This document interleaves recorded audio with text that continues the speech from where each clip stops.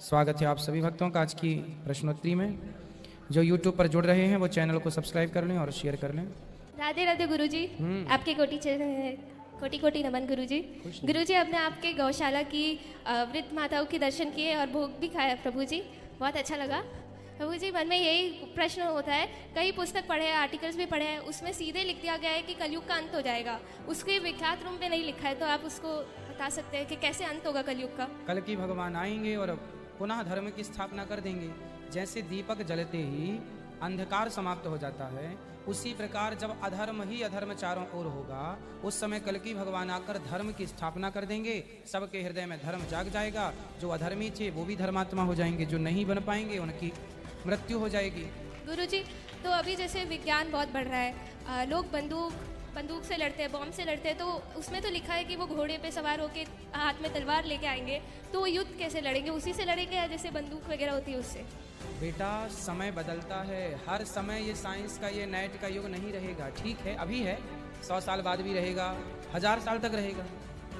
परिवर्तन, समय परिवर्तनशील है। जो कल था वो आज नहीं है। जो टेक्नोलॉजी आप लोग आज देख रहे हैं, ये टेक्नोलॉजी महाभारत में पूरी की पूरी थी। कौन सा अस्त्र नहीं था महाभारत के टाइम? आज मिसाइलें हैं, तब ब्रह्मास्त्र थी। टेक्नोलॉजी थी ना, तब ना मिसाइल थी, ब्रह्मास्त्र थे। पाशुपतास्त्र था, ब्रह्मास्त्र था, सुदर्शनास्त्र था, आग्नेयास्त्र था, वरुणास्त्र था। ये सब आज की मिसाइलें ही तो हैं, आज की टेक्नोलॉजी पे कहें। अब देखो, महाभारत का युद्ध चल रहा था कुरुक्षेत्र में, और धृतराष्ट्र थे अपने हस्तिनापुर में। आंखों देखा हाल बताया जा रहा था युद्ध का संजय के द्वारा। कैसे बताया जा रहा? कोई टेक्नोलॉजी रही होगी, वहाँ कैमरे के द्वारा रिकॉर्ड करके लाइव प्रसारण, जैसे आज कथा वृंदावन में चलती है, आप लोग संस्कार चैनल के माध्यम से घर बैठ के लाइव देखते हैं। अब ये प्रश्नोत्तरी चल रही है, सारी दुनिया लाइव देख रही है। उसी तरह जैसी टेक्नोलॉजी आज है, वैसी टेक्नोलॉजी तब थी, तब ना वहाँ का युद्ध आंखों देखा हाल संजय धृतराष्ट्र को सुना रहे थे। टेक्नोलॉजी का प्रयोग हुआ कि नहीं? पर वो टेक्नोलॉजी उस जमाने के ऋषि मुनियों को पता था कि इस टेक्नोलॉजी के कारण सिस्टम बिगड़ जाएगा, प्रकृति दूषित हो जाएगी। अब जैसे फ्लाइट है, हम उड़ के चले जाते हैं दूसरे देश या दूसरे स्थान पर, अच्छी बात है, सुविधा तो है, लेकिन आप जानते हैं कि इस फ्लाइटों से जितना पॉल्यूशन हो रहा है, ये वातावरण कितना खराब हो रहा है, ओजोन परत कमजोर हो गई। इसका नुकसान, साइड इफेक्ट भी तो है। यदि हम प्रकृति का लाभ ले रहे हैं, साइंस का लाभ ले रहे हैं, तो साइंस के साइड इफेक्ट भी तो हैं, नुकसान भी तो हैं। एक दिन इतना नुकसान हो जाएगा कि फिर प्रकृति अपनी करवट ले लेगी, सब अस्त व्यस्त हो जाएगा। आदमी का पेट भर जाएगा टेक्नोलॉजी, सभी तो भूख बढ़ रही है, ये कर लें वो कर लें, कोई मंगल जा रहा है, कोई चांद जा रहा है, घूम आओ।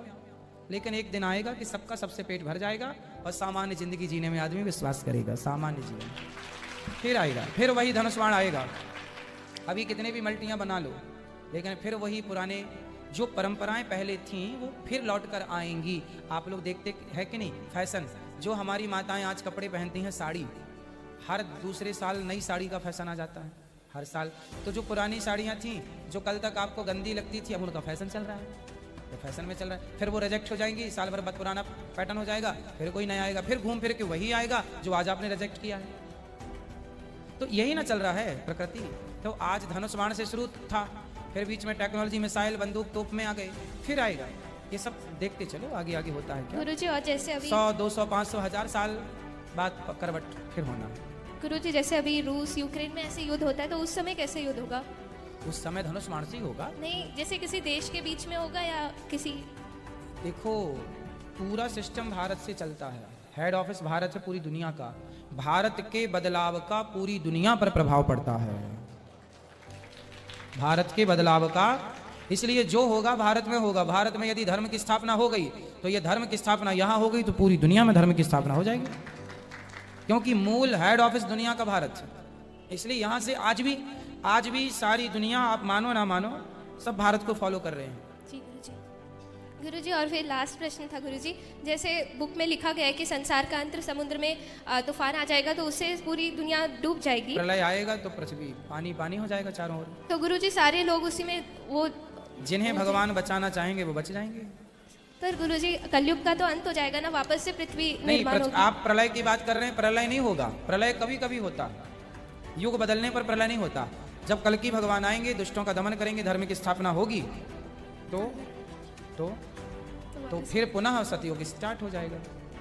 सतयुग का मतलब है जिसके, अभी आप झूठ बोलते हैं, हम सब झूठ बोल के काम कर रहे हैं, लेकिन जब पूर्ण रूप से व्यक्ति सच्चा हो जाए, सच्चे मन से सारा कार्य करे, झूठ बोले ही ना, जब सच भाव जाग जाए, वही सतयुग है। सब लोग सच्चे हो जाएंगे। अभी लोग झूठे हैं, फिर सच्चे हो जाएंगे। मन के परिवर्तन को युग परिवर्तन कहते हैं, विचारों के बदलाव को युग का बदलाव कहते हैं। गुरुजी, हमने आपसे गुरु मंत्र लिया है। गुरुजी, अपना आशीर्वाद हमारे ऊपर बनाए रखना। खुश रहिए, खुश रहिए। हाँ, राधे राधे गुरुजी। जी, आपके कमल चरण में कोटि कोटि नमन। खुश रहिए। गुरुजी, मैंने बुक पढ़ी है और देखा भी है महाभारत का युद्ध, तो उसमें बताया जाता है कि मतलब जो महाभारत का युद्ध हुआ था उसमें 7 लोग बच गए थे जो अधर्मी थे, तो अभी रहते कहाँ पे होंगे? अधर्मी थे नहीं बेटा, 7 लोग अमर हैं। बच गए थे 7 लोग, ऐसा नहीं है। 7 लोग अमर हैं। 8वें मार्कंडेय जी। कौन कौन अमर हैं गिनो। उसमें से सब पापी नहीं है, अलग अलग सब्जेक्ट से अमर हैं लोग। अश्वत्थामा, बलिर्व्यासो, हनुमानश्च विभीषण, कृपः परशुरामश्च। अश्वत्थामा, बलि राजा बलि, व्यास जी, हनुमान जी, विभीषण जी, कृपाचार्य जी और परशुराम जी और 8वें मार्कंडेय जी, ये अमर हैं। तो ये अमर हैं। अब ये आप पूछ रहे हैं कहाँ रहते हैं, तो हनुमान जी कहाँ रहते हैं, कहाँ नहीं रहते। हनुमान जी सब जगह हैं। विभीषण जी लंका में रहते हैं, अपने पाताल में। राजा बलि पाताल के राजा पाताल में रहते हैं। अश्वत्थामा नर्मदा के किनारे रहते हैं। महेंद्राचल पर्वत पर परशुराम जी रहते हैं। सबके अलग अलग स्थान हैं। गुरुजी, तो फिर जो अर्जुन लोग बचे थे 5 पांडव उसमें युद्ध में, गुरुजी तो फिर अपना कार्यकाल निभा के राजा बन के फिर वो कहाँ चले गए? स्वर्गारोहण के लिए निकल गए थे। 5 पांडव स्वर्गारोहण के लिए। 7 शरीर स्वर्ग चले गए थे धर्मराज युधिष्ठिर, बाकी 4 भाइयों का शरीर बर्फ में गल गया था। गुरुजी धन्यवाद। मेरे को गुरु माता से मिलना है गुरुजी। मिल लीजिएगा। धन्यवाद गुरुजी। खुश रहिए। श्रीमन नारायण। गुरुजी, मैं दिल्ली से आई हूँ और मैं आपका भागवत बहुत दिल से सुनती हूँ। और हाँ जी, और रसोई में भी मैं आपकी भागवत लगाए रखती हूँ। मेरा मन बहुत भागवत में लगता है। पहले मैं बड़ी बेचैन होती हूँ जब तक आपकी मैं भागवत ना सुन लूँ। और गुरुजी, मेरे का एक प्रश्न है कि मेरी बेटी पूछती है कि मम्मी आपने कौन सा गुरु मंत्र लिया है, कि मेरे को बताओ। क्या गुरुजी मेरे को बताना चाहिए?